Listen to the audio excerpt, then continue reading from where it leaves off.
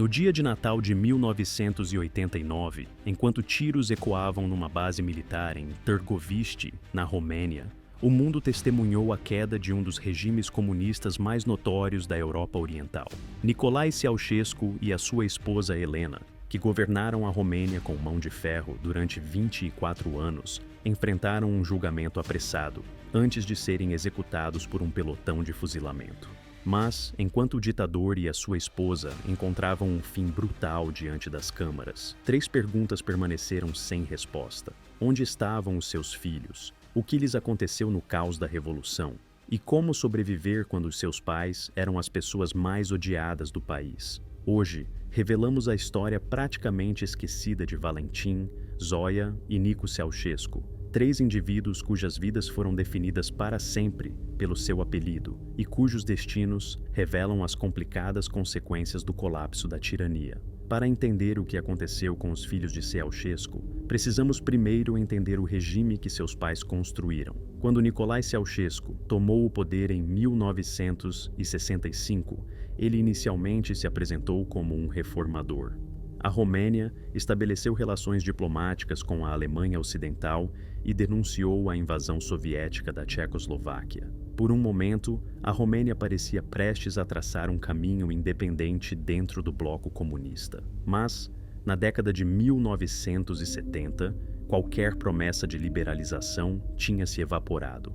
Ceausescu construiu um culto à personalidade que rivalizava com o de Kim Il-sung, da Coreia do Norte. O seu retrato estava pendurado em todo o lado.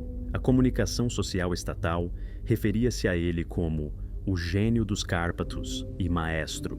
A sua esposa Helena, apesar da sua educação limitada, era celebrada como uma cientista de renome mundial. Por trás desse culto à personalidade, havia um aparato de segurança brutal. A Securitate, a polícia secreta da Romênia, empregava quase 1 em cada 30 romenos como informantes. Vizinhos espionavam vizinhos. Filhos denunciavam os pais. A dissidência era esmagada com eficiência brutal. Na década de 1980, as políticas econômicas de Ceausescu reduziram a Romênia à pobreza extrema.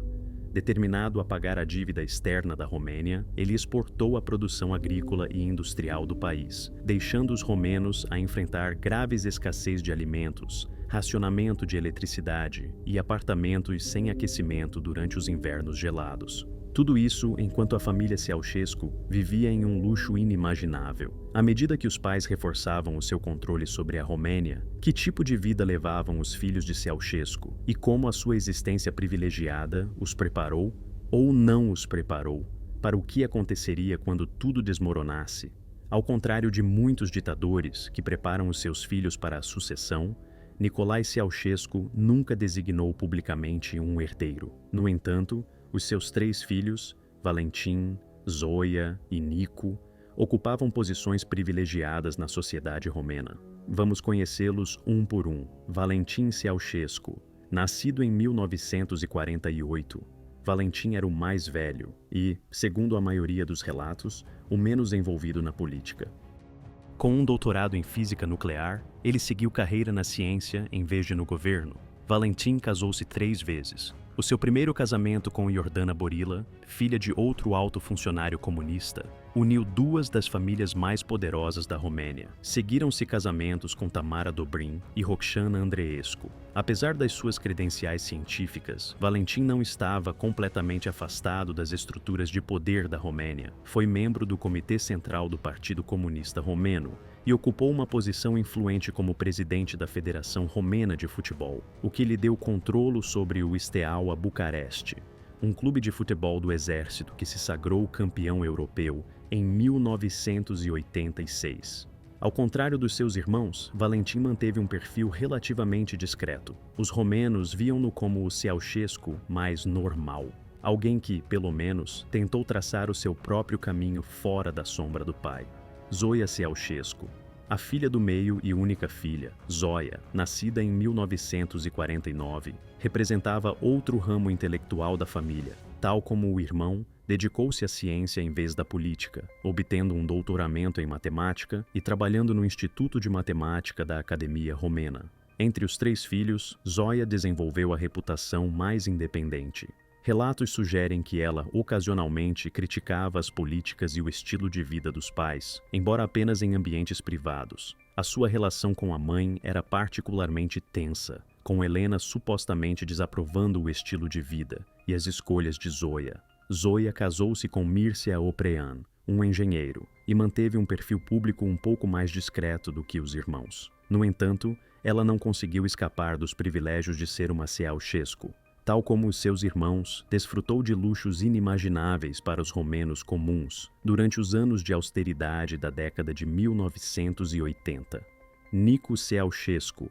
Nascido em 1951, Nicu era amplamente considerado o filho favorito de Nicolai e seu herdeiro presumível. Ao contrário dos seus irmãos, Nicu abraçou a política de todo o coração, servindo como secretário da União da Juventude Comunista Romena e, mais tarde, como secretário do partido no Condado de Sibiu, um trampolim tradicional para cargos mais altos. Nicu ganhou uma reputação notória como playboy, com um temperamento violento. Histórias de acidentes de carro sob o efeito do álcool, agressões a mulheres e abusos de poder circularam amplamente entre os romenos. Num incidente infame, ele teria atropelado e matado uma jovem enquanto estava bêbado, sem sofrer consequências legais. No final da década de 1980, circularam rumores de que Nicolai estava a preparar Nicu para sucedê-lo. A personalidade implacável do jovem Ceausescu e a sua lealdade absoluta ao pai fizeram dele um herdeiro plausível da dinastia comunista da Romênia. Enquanto os filhos desfrutavam de uma vida de privilégios extremos, nuvens negras se formavam no horizonte. Com o início de 1989, os regimes comunistas da Europa Oriental começaram a cair um a um. Como reagiriam os filhos de Ceausescu quando a revolução finalmente chegasse às fronteiras da Romênia? E que destino os aguardava quando seus pais enfrentassem o julgamento final? Em dezembro de 1989, com o colapso dos regimes comunistas em toda a Europa Oriental, chegou finalmente a vez da Romênia. A faísca acendeu em Timișoara, onde protestos contra a expulsão do pastor húngaro László Tokes rapidamente se transformaram em manifestações antigovernamentais mais amplas. Ceausescu, que voltava de uma visita oficial ao Irão, ordenou uma repressão brutal que deixou centenas de mortos. Em 21 de dezembro, ele organizou uma manifestação em massa em Bucareste, esperando reafirmar sua autoridade. Em vez disso, a multidão se voltou contra ele. Pela primeira vez, os romenos viram o seu maestro perplexo, enquanto vaias e gritos interrompiam o seu discurso. Em poucas horas, Bucareste explodiu em revolução. Os Ceausescus fugiram de helicóptero do telhado do edifício do Comitê Central, abandonando a capital, enquanto manifestantes invadiam os edifícios governamentais. 3 dias depois, no dia de Natal, após serem capturados em Târgoviște, o ditador e a sua esposa enfrentaram um tribunal militar organizado às pressas. Acusados de genocídio, destruição da economia nacional e enriquecimento pessoal às custas do país, eles receberam um julgamento sumário que durou menos de 1 hora. O veredicto nunca foi questionado. Tanto Nicolai como Helena foram condenados à morte e executados por um pelotão de fuzilamento minutos depois. Os seus corpos, crivados de balas, apareceram na televisão romena naquela noite, uma confirmação gráfica de que a era Ceausescu havia chegado ao fim. Mas enquanto os romenos comemoravam nas ruas, uma questão urgente surgiu. E os seus filhos? À medida que a revolução varria a Romênia, os filhos de Ceausescu se viram em circunstâncias muito diferentes. Valentin foi preso em 25 de dezembro de 1989, no mesmo dia em que os seus pais foram executados. Ao contrário do seu irmão Nicu, ele não ofereceu resistência. Embora não ocupasse nenhum cargo formal no governo, o seu apelido por si só já o tornava alvo das forças revolucionárias. Valentin foi detido na prisão militar de Rahova, em Bucareste, onde passaria o ano seguinte da sua vida. A sua prisão foi preventiva e não baseada em acusações específicas, refletindo a incerteza do novo governo sobre o que fazer com a família Ceausescu. Zoya, assim como seu irmão mais velho, foi presa em 25 de dezembro.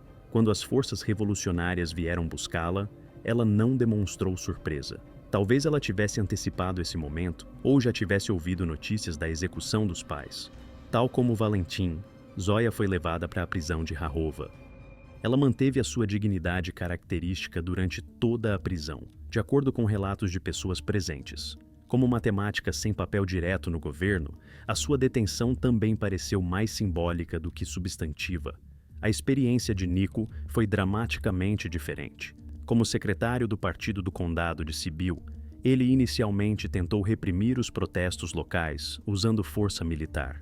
Quando isso falhou, ele fugiu, aparentemente na esperança de escapar da Romênia. Em 22 de dezembro, as forças revolucionárias capturaram Nicu em Sibiu. Ao contrário das detenções tranquilas dos seus irmãos, a captura de Nicu tornou-se um espetáculo público. Imagens mostram-no a ser exibido perante multidões enfurecidas, visivelmente espancado, com as forças revolucionárias mal conseguindo impedir a violência da multidão contra ele. A detenção de Nico tinha uma justificação legal maior do que a dos seus irmãos. Como funcionário do governo que ordenou que as forças de segurança disparassem contra os manifestantes, ele enfrentou acusações específicas relacionadas com a morte de manifestantes em Sibiu. Nos meses caóticos após a Revolução, o novo governo da Romênia, a Frente de Salvação Nacional, liderada por ex-funcionários comunistas que se voltaram contra Ceausescu, organizou julgamentos para os filhos do ditador. Os casos contra Valentim e Zoya revelaram-se relativamente fracos. Os procuradores tiveram dificuldade em identificar crimes específicos além da sua ligação familiar ao ditador deposto. Valentim enfrentava acusações de prejudicar a economia nacional. Uma acusação relacionada com o seu cargo na Federação de Futebol, e não com qualquer função governamental. Os procuradores alegaram que ele tinha desviado fundos ilegalmente para apoiar o Steaua Bucareste, embora as provas de enriquecimento pessoal fossem limitadas. Zoya enfrentava acusações econômicas semelhantes, igualmente frágeis. O seu trabalho como matemática oferecia poucos elementos aos procuradores. Em vez disso, concentraram-se no seu estilo de vida, alegando que ela tinha beneficiado indevidamente de recursos do Estado. Após aproximadamente 1 ano de detenção, Valentim e Zoya foram absolvidos e libertados no final de 1990. O tribunal considerou insuficientes as provas de que qualquer um deles tivesse cometido crimes passíveis de acusação, apesar das suas posições privilegiadas na sociedade romena.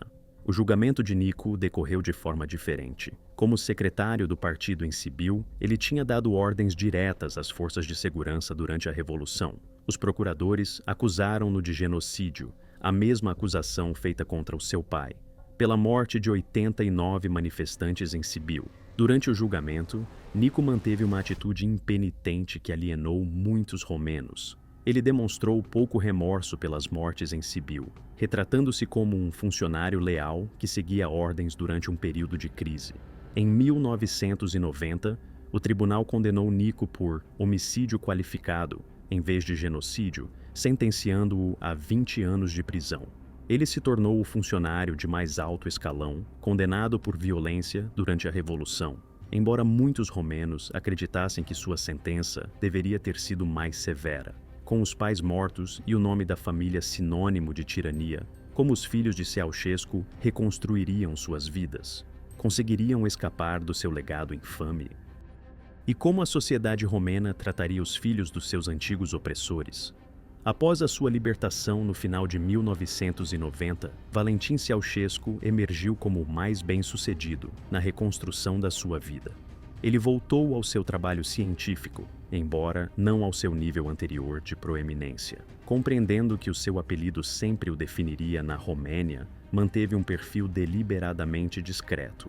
Em 1992, Valentim iniciou um processo judicial para recuperar algumas das propriedades confiscadas dos seus pais, incluindo bens pessoais. Isso deu início a uma batalha judicial que durou décadas e continuaria até 2014, quando os tribunais finalmente lhe concederam a propriedade de alguns itens, incluindo livros e objetos pessoais. Talvez a ação mais significativa de Valentin após a Revolução tenha sido a batalha pela custódia dos restos mortais de Nicolai e Helena. Durante anos após o seu enterro apressado no cemitério de Genseia, sob nomes falsos, a localização dos túmulos dos Ceaușescus permaneceu desconhecida.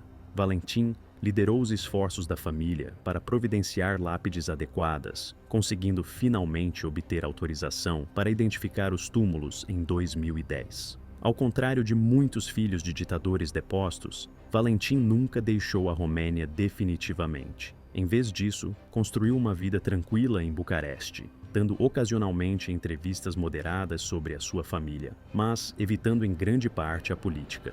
Hoje, aos 77 anos, continua a ser o último Ceaușescu vivo, uma testemunha silenciosa da ascensão e queda da sua família. A vida de Zoia, após a prisão, revelou-se dramaticamente mais curta do que a do irmão. Após a sua libertação em 1990, tentou regressar à matemática, embora as oportunidades profissionais fossem limitadas.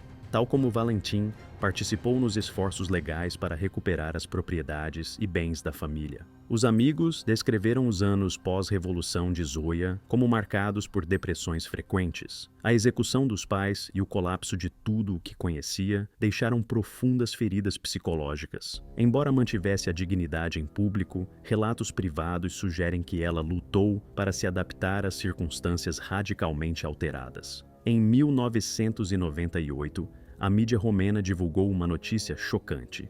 Zoia Ceaușescu havia morrido de cancro no pulmão com apenas 49 anos. A morte ocorreu no Hospital Fundeni, em Bucareste, e o irmão Valentin organizou um funeral privado. Alguns romenos especularam que o estresse causado pela queda da sua família e a sua experiência na prisão teriam contribuído para a sua morte prematura. Na sua breve vida pós-revolução, Zoia publicou um único livro, uma coleção de artigos matemáticos, e deu apenas algumas entrevistas. Ela nunca se casou novamente após se divorciar do marido, que se afastou dela durante a Revolução, nem teve filhos. Com a sua morte, encerrou-se mais um capítulo da história de Ceaușescu. A história pós-revolução de Nicu seguiu outra trajetória. Inicialmente condenado a 20 anos, cumpriu apenas 4 antes de receber liberdade condicional por motivos médicos em 1992. Durante a sua prisão, os médicos diagnosticaram-lhe cirrose hepática, provavelmente resultante do seu alcoolismo bem documentado. Após a libertação, a saúde de Nicu continuou a deteriorar-se rapidamente. Ao contrário dos seus irmãos, ele demonstrou pouco interesse em reconstruir a sua vida, dando, em vez disso, entrevistas inflamadas ocasionalmente em defesa do regime do seu pai. Estas declarações afastaram-no ainda mais da sociedade romena. Em novembro de 1996, apenas 4 anos após a sua libertação e menos de 7 anos após a Revolução, Nicu Ceaușescu morreu de cirrose hepática no Hospital Geral de Viena. Tinha 45 anos. Relatos indicam que ele havia viajado para a Áustria em busca de tratamento especializado não disponível na Romênia, mas seu estado já estava muito avançado. O funeral de Nicu no cemitério Genseia, em Bucareste, atraiu uma pequena multidão de ex-funcionários do regime e curiosos. Ele foi enterrado perto dos túmulos dos pais, embora, na época, eles permanecessem sem identificação. Mais de 3 décadas após a Revolução Romena, o que resta da dinastia Ceaușescu? Um legado tangível envolve disputas de propriedade em andamento. A família Ceaușescu possuía inúmeras casas, terrenos e bens pessoais, a maioria confiscada durante a Revolução. Através de uma ação judicial persistente, Valentin recuperou alguns itens, incluindo fotografias de família, livros e obras de arte. Em 2014, um tribunal romeno ordenou que o Estado devolvesse a Valentin um pavilhão de caça e terrenos perto de Bucareste. Esta decisão revelou-se altamente controversa, com muitos romenos a argumentar que as propriedades de Ceaușescu representavam ganhos ilícitos que deveriam permanecer nas mãos do Estado. Estas batalhas legais destacam a relação não resolvida da Romênia com o seu passado comunista. Ao contrário de alguns antigos países do Bloco de Leste, A Romênia nunca implementou leis de ilustração abrangentes para lidar com os crimes e bens da era comunista, deixando casos como os bens dos Ceaușescus num limbo jurídico durante décadas. Como é que os romenos recordam hoje os filhos de Ceaușescu? Pesquisas sugerem que a maioria dos romenos distingue entre os pais, ainda amplamente repudiados, e os filhos, particularmente Valentim e Zoia, que são vistos mais como beneficiários privilegiados do que participantes ativos da tirania. A memória de Nico permanece mais controversa. O seu papel na repressão de Sibiu garante que ele seja lembrado como mais do que apenas o filho do ditador. No entanto, mesmo o seu legado suavizou-se um pouco com o tempo, com os romenos mais jovens sem memórias pessoais dele ou das suas ações. Curiosamente, surgiu uma tendência de nostalgia de Ceaușescu na Romênia moderna, particularmente entre os cidadãos mais velhos, desiludidos com o capitalismo pós-comunista.